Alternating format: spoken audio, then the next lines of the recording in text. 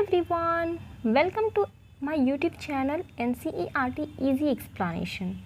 आज मैं आपके लिए सर्कुलर मोशन का कुछ बेसिक क्वेश्चन लेके आई हूँ जिसको मैं आज यहाँ पे डील करूँगी। आप लोग भी साथ में मेरे साथ सॉल्व कीजिए, ठीक है।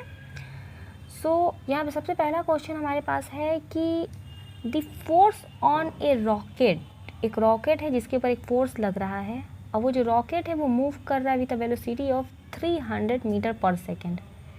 और जो फोर्स है वो फोर्स लग रहा है 210 यानी कि 210 न्यूटन। तो बताना है कि rate of consumption of fuel of the rocket क्या होगा। ये वाला क्वेश्चन AIPMT में आ चुका है। तो देखो बच्चों, मैंने पिछली वीडियो में मैंने बताया था कि जब भी आप न्यूमेरिकल सॉल्व करो तो इस बात का ख्याल रखो कि दो चीज़ें आपको करनी है। सबसे पहले है कि गिवन क्या क्या है, आपको वो लिखना पड़ेगा। आपको फाइंड आउट क्या करना है ये आपको पता होना चाहिए।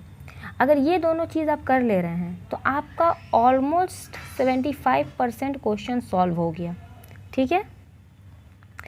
तो सबसे पहले यहाँ पे देखो गिवन है, आपको वेलोसिटी दिया हुआ है 300 और आपका फोर्स दिया हुआ है कितना 210।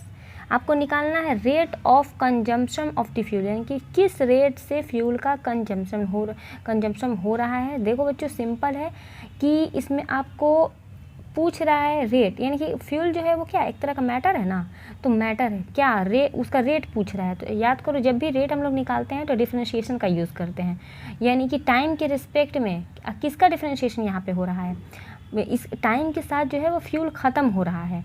तो यहाँ पे मास का डिफरेंशिएशन टाइम के रिस्पेक्ट में हमको कराना पड़ेगा, यानी कि हमको बेसिकली यही फाइंड आउट करना है। यही हमारा फाइंड आउट है। तो सबसे पहले देखो बच्चों, यहाँ पे एक हम लोग को न्यूटन का सेकंड लॉ कहता है कि जो फोर्स होता है वो rate of change of momentum को कहते हैं। Rate of change of momentum is nothing but force, ठीक है। और जो मोमेंटम होता है ये आपको क्लियर है कि मोमेंटम बोलते हैं मास इनटू वेलोसिटी, यानी कि मास और वेलोसिटी का जो प्रोडक्ट होता है वही हमारा मोमेंटम है। याद करो कि यहाँ पे क्या हमको दिया हुआ है, फोर्स यहाँ पे दिया हुआ है, ये आपको वेलोसिटी दिया हुआ है, ये निकालना क्या है, यही चीज़ ना निकालना था। मैं आपको कलर चेंज करके दिखा रही हूँ कि आपको निकालना क्या था, यही ना आपको निकालना है dm/dt, ठीक है। तो चलो अब dm/dt यहाँ पे वैल्यू पुट करते हैं। यहाँ पे हो जाएगा 210 फोर्स की जगह पे, dm/dt आपको निकालना है तो dm/dt यहाँ पे हो जाएगा और मल्टीप्लाई यहाँ पे वेलोसिटी की जगह पे कितना लिखेंगे 300। तो एक ज़ीरो से एक ज़ीरो कट गया तो बचा कितना, ये जो dm/dt है वो क्या हो जाएगा कि 21 डिवाइडेड बाई 30 यानी कि 0.7। इसका जो आंसर होगा वो 0.2 kg पर सेकेंड, ठीक है। तो ये हमारा पहला क्वेश्चन था। आई होप आप लोग को समझ में आया होगा। हमारा जो दूसरा क्वेश्चन है ये भी AIPMT में आया हुआ है, नीट में। तो इसमें क्या बोल रहा है कि एक कार है, ठीक है, एक 500 kg car take a round turn of radius इतना with a velocity of this. तो सेंट्रीपेटल फोर्स हमें निकालना है। सेम बहुत ही सर्कुलर मोशन का क्वेश्चन है, बहुत ही इजी क्वेश्चन है। हमको सेंट्रीपेटल फोर्स निकालना है। हमें गिवन क्या क्या है, हमारे पास जो गिवन में है वो आपको मास दिया हुआ है, ठीक है, ये आपका मास है, गिवन आपका मास हो जाएगा। रेडियस दिया हुआ है यानी कि r आपके पास ऑलरेडी है, ठीक है। और आपको यहाँ पे वेलोसिटी भी दिया हुआ है। यहाँ पे देखो वेलोसिटी जो है वो किलोमीटर पर आवर में दिया हुआ है, लेकिन जब आप इसको मीटर में कन्वर्ट कीजिएगा तो आपको ये देखो 300 किलोमीटर पर आवर है ना।